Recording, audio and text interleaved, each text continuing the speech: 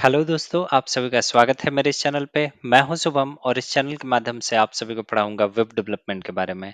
यदि आप लोगों को मेरे वीडियोज अच्छा लगे तो मेरे वीडियोज को लाइक करें, मेरे चैनल को सब्सक्राइब करें और मेरे चैनल का लिंक उन दोस्तों के साथ शेयर करें जो वेब डेवलपमेंट सीखना चाहते हैं। तो दोस्तों, आज के क्लास में हम लोग पढ़ेंगे CSS फ्लोट के बारे में। तो चलिए हम शुरू करते हैं आज का सेशन। तो दोस्तों, फ्लोट का मतलब होता है तैरना। फ्लोट के केस में होता क्या है कि किसी एक एलिमेंट को जो है ला करके किसी दूसरे कंटेनर में रख दिया जाता है। ठीक ना? तो वो क्या करेगा कि वो कंटेनर के सरफेस पे आ जाएगा, उसके सतह पे आ जाएगा और उसके ऊपर जो है तैरने लगेगा। तो लगभग सिमिलर कॉन्सेप्ट जो है हमारा CSS में भी है। CSS के केस में क्या होता है कि अगर आप किसी भी एलिमेंट को फ्लोट लेफ्ट दे दें या फिर फ्लोट राइट दे दें, तो वो क्या होगा कि वो अपने कंटेनर एलिमेंट के, मतलब जिस एलिमेंट के अंदर वो है, उस एलिमेंट के सरफेस पे आ जाएगा और या तो उसके लेफ्ट में चला जाएगा या फिर उसके राइट में चला जाएगा, डिपेंडिंग अपन कि आप लोगों ने उसको क्या वैल्यू दिया हुआ है। ठीक ना? तो फ्लोट, CSS में जो फ्लोट है उसके चार वैल्यूज हो सकते हैं। पहला है लेफ्ट, दूसरा है right, none and then inherit. Left के केस में जैसा कि मैंने बताया कि वो एलिमेंट जो है कंटेनर के लेफ्ट में फ्लोट करने लगेगा, राइट के केस में राइट में फ्लोट करेगा और फ्लोट नन के केस में क्या होगा कि वो एलिमेंट जो है फ्लो नहीं करता है। ठीक ना? कहने का मतलब यह है कि वो एलिमेंट जो है कंटेनर के अंदर ही रहेगा। ठीक है? और ये डिफॉल्ट वैल्यू होता है। मतलब अगर आप कोई कोई अगर जनरली अगर आप एलिमेंट यूज किए हैं तो बाय डिफॉल्ट जो है उसका कोई फ्लोट नहीं होता है। ठीक ना? फ्लोट नन होता है। और चौथा वैल्यू है इनहेरिट। इनहेरिट का मतलब होता है कि अपने पेरेंट से इनहेरिट करेगा, मतलब उसके पेरेंट का जो फ्लोट का वैल्यू होगा वही वैल्यू ले लेगा। अगर उसका पेरेंट का वैल्यू यानी उसके कंटेनर का वैल्यू जो है फ्लोट का, अगर लेफ्ट है तो लेफ्ट ले लेगा, राइट है तो राइट ले लेगा, नन है तो क्या करेगा, नन ले लेगा। तो दोस्तों, आइए अब हम थोड़ा एग्जांपल्स के थ्रू फ्लोट का कॉन्सेप्ट समझते हैं। तो देखिए, यहाँ पे मैंने एक पैराग्राफ रखा हुआ है और इस पैराग्राफ के अंदर मैंने क्या किया है कि एक इमेज रखा हुआ है। ठीक है? और इस इमेज के तुरंत बाद मैंने कुछ टेक्स्ट दिया हुआ है। इस पैराग्राफ को मैंने 1 पिक्सल का बॉर्डर दे दिया है और कुछ पैडिंग दे दिया है ताकि सुंदर दिखे। ठीक है? तो चलिए, इसका आउटपुट अगर आप देखेंगे तो देखेंगे कि यहाँ पे एक इमेज दिख रहा है आपको और इस पैराग्राफ का बॉर्डर दिख रहा है। ठीक है? और जहाँ पे इमेज खत्म हो रहा है उसके आगे से जो है हमारा क्या हो रहा है, टेक्स्ट स्टार्ट कर रहा है। ठीक ना? वो उसके आगे से हमें वो टेक्स्ट दिख रहा है। बट दोस्तों, ये थोड़ा सा अजीब दिख रहा है ना? मतलब ये नॉन फ्लोटिंग इमेज है। यहाँ पे इमेज जो है हम नॉन फ्लोटिंग है। ठीक ना? वो फ्लोट नहीं कर रहा है। लेकिन वही अगर दूसरा एग्जांपल देखें, कितना सुंदर दिख रहा है। इसमें मैंने इमेज को क्या किया हुआ है कि सिर्फ लेफ्ट फ्लोट दे दिया हुआ है। देखिए, मैंने क्या किया है यहाँ पे कि एक पैराग्राफ है और इस पैराग्राफ के अंदर इमेज है और टेक्स्ट है। ठीक है?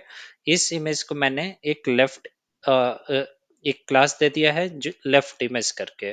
ठीक है? और उस लेफ्ट इमेज को मैंने क्या किया है कि फ्लोट लेफ्ट दे दिया है और कुछ मार्जिन दे दिया है राइट। ठीक ना? 15 पिक्सल, ताकि टेक्स्ट और ये इमेज के बीच में थोड़ा सा गैप हो। ठीक है? तो देखेंगे कि कितने सुंदर से जो है ये लेफ्ट साइड में फ्लोट कर गया है इमेज और उसके राइट साइड में जो है क्या हो रहा है, हमारा टेक्स्ट दिख रहा है। ठीक है? सिमिलरली हमारा जो दूसरा एग्जांपल आपको दिख रहा है, दूसरे वाले में मैंने सिर्फ इमेज को क्या किया हुआ है कि एक फ्लोट राइट इमेज का राइट आईएमजी करके एक क्लास दिया हुआ है और उस राइट आईएमजी में मैंने क्या किया हुआ है कि जा करके फ्लोट राइट दिया हुआ है और थोड़ा सा मार्जिन लेफ्ट दे दिया 15 पिक्सल सुंदर दिखने के लिए। ठीक है? तो देखेंगे आप कि यहाँ पे इमेज जो है राइट साइड में फ्लोट कर गया है और टेक्स्ट जो है हमारा कहाँ पे है, वो लेफ्ट साइड में आ रहा है। तो दोस्तों, ये रहा एक छोटा सा एग्जांपल जिसके थ्रू आप लोग फ्लोट का, लेफ्ट का और फ्लोट राइट का कॉन्सेप्ट समझ सकते हैं। अच्छा, ठीक है, अब थोड़ा सा एक ये एग्जांपल देखते हैं। ठीक ना? तो यहाँ पे मैंने क्या किया हुआ है कि एक div लिया हुआ है जिसको मैंने क्या किया है, लेफ्ट फ्लोट दिया हुआ है। अगर देखेंगे तो मैंने फ्लोट लेफ्ट दिया है, इसको कुछ मैंने बॉर्डर दे दिया है। ठीक है? विड्थ और हाइट इसका 100 पिक्सल का कर दिया है। और एक दूसरा मैंने div लिया है जिसको जो है मैंने नॉन फ्लोटिंग क्लास दिया है और उस नॉन फ्लोटिंग में मैंने कोई फ्लोट नहीं दिया हुआ है, मतलब ये डिफॉल्ट जो है फ्लोट नन होगा। ओके? और इसको मैंने क्या किया हुआ है, बॉर्डर 1 पिक्सल सॉलिड और हाइट 150 पिक्सल दे दिया है। तो अगर इसका आउटपुट आप लोग देखेंगे तो जो फ्लोट लेफ्ट वाला एलिमेंट है वो क्या होगा कि वो लेफ्ट साइड में आ जाएगा, ठीक ना। और जो नॉन फ्लोटिंग एलिमेंट है, सॉरी ये राइट नहीं है, नॉन फ्लोटिंग एलिमेंट है, वो क्या हो जाएगा कि इसके नीचे आ जाएगा। क्यों? क्योंकि फ्लोट केस में होता क्या है कि एलिमेंट जो है सरफेस पे आ जाता है, ठीक ना, और सरफेस पे आकर के तैरने लगता है। तो जो नॉन फ्लोटिंग एलिमेंट है वो उसके पीछे चला जाएगा, ठीक ना, मतलब उसके नीचे हो जाएगा, ठीक है।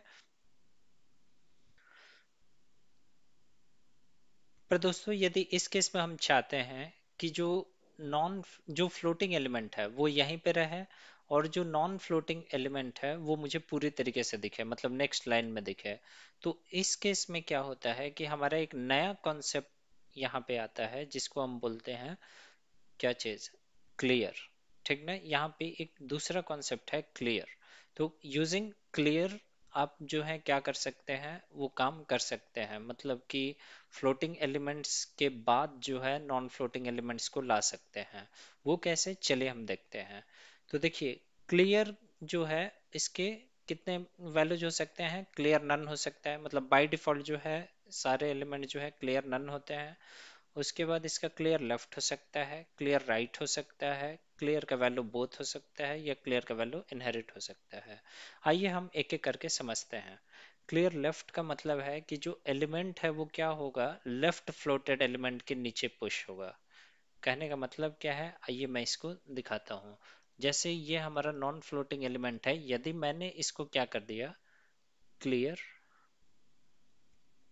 लेफ्ट दे दिया,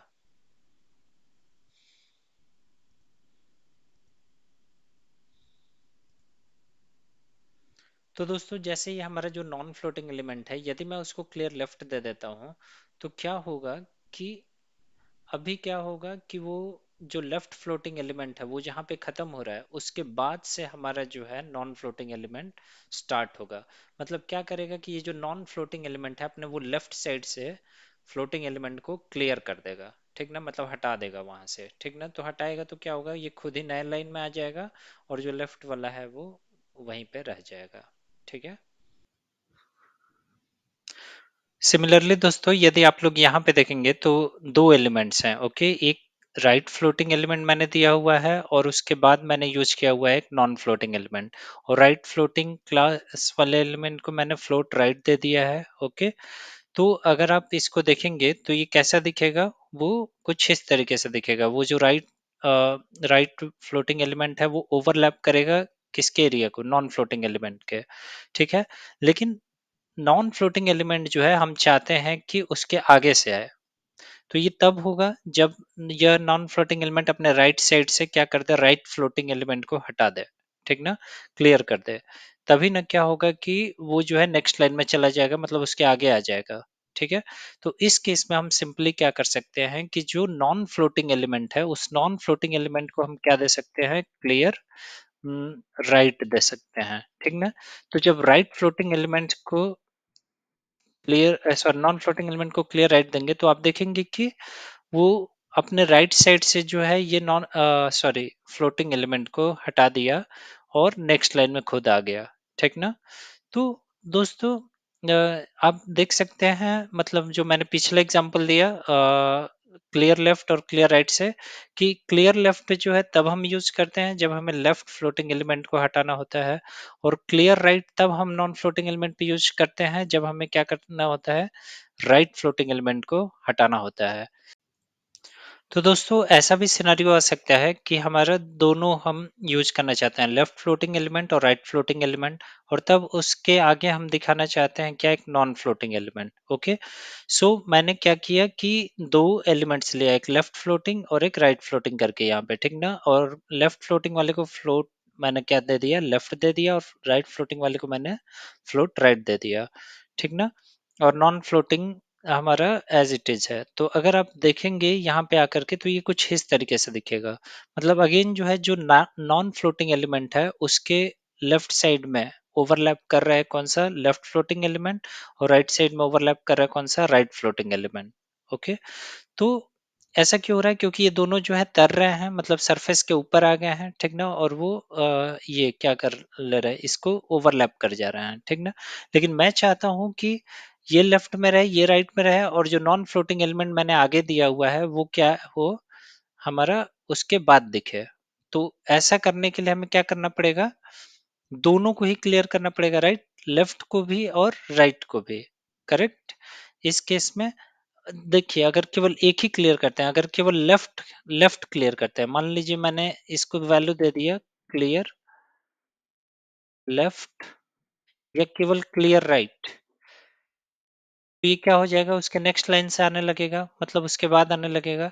तो ये केस तब तक सही है जब तक कि लेफ्ट फ्लोटिंग एलिमेंट और राइट फ्लोटिंग एलिमेंट दोनों का ही हाइट सेम हो।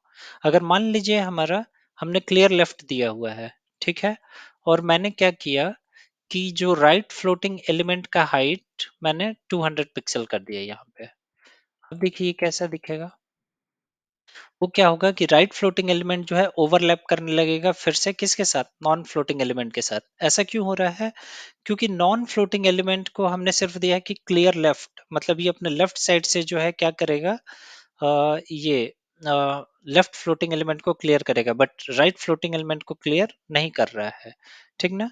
तो इस केस में अगर हम क्या कर दे, क्लियर राइट दे देते हैं, सॉरी, क्लियर बोथ दे देते हैं, तो वो क्या करेगा, clear both means left and right दोनों साइड से ही वो क्या कर देगा, फ्लोटिंग एलिमेंट को क्लियर कर देगा। तो देखेंगे आप कि जहां पे जो बड़ा वाला होगा, जैसे मान लीजिए अगर राइट वाला बड़ा है, हाइट उसका ज्यादा है, तो राइट वाले के बाद से ये स्टार्ट होगा।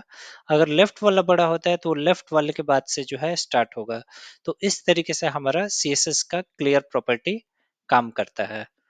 तो दोस्तों आप लोग सोच रहे होंगे कि ये सीएसएस फ्लोट का यूज क्यों किया जाता है। तो सीएसएस फ्लोट का यूज जो है हम लोग करते हैं, लाइक अगर हम चाहते हैं कि पेज का पूरा लेआउट ही बना दें। लेआउट करने का मतलब है कि जैसे मान लो आप कि हमारे टॉप पे ये क्या कहते हैं, टॉप पे हेडर हो, लेफ्ट लेफ्ट में राइट में हम सेक्शंस में डिवाइड करना चाहते हैं, ठीक ना। तो वो सारा चीज जो है हम क्या कर सकते हैं, float left and float right combined with clear property का यूज करके हम लोग कर सकते हैं, ठीक ना। फुटर हो, हेडर्स हो, वो सारा चीज जो है हम क्या कर सकते हैं, ये फ्लोट का यूज करके कर सकते हैं। तो ये पहले यूज होता था, लेकिन अभी जो है मैक्सिमम हम लोग ये क्या कहते हैं, सीएसएस फ्लेक्स एंड ग्रिड्स का यूज करते हैं पेज का पूरा लेआउट डिजाइन करने के लिए। लेकिन ऐसा नहीं है कि मतलब हम लोग जो है ये क्या कहते हैं, फ्लोट का यूज नहीं करते हैं, फ्लोट का भी यूज करते हैं। जैसे मैंने आपको एक सिंपल सा एग्जांपल दिखाया था यहाँ पे इमेजेस वाला, तो यहाँ पे जो है इजी होता है हमारा, मतलब हम फ्लोट का ही यूज मैक्सिमम करते हैं, ठीक ना, ऐसे छोटे छोटे जगह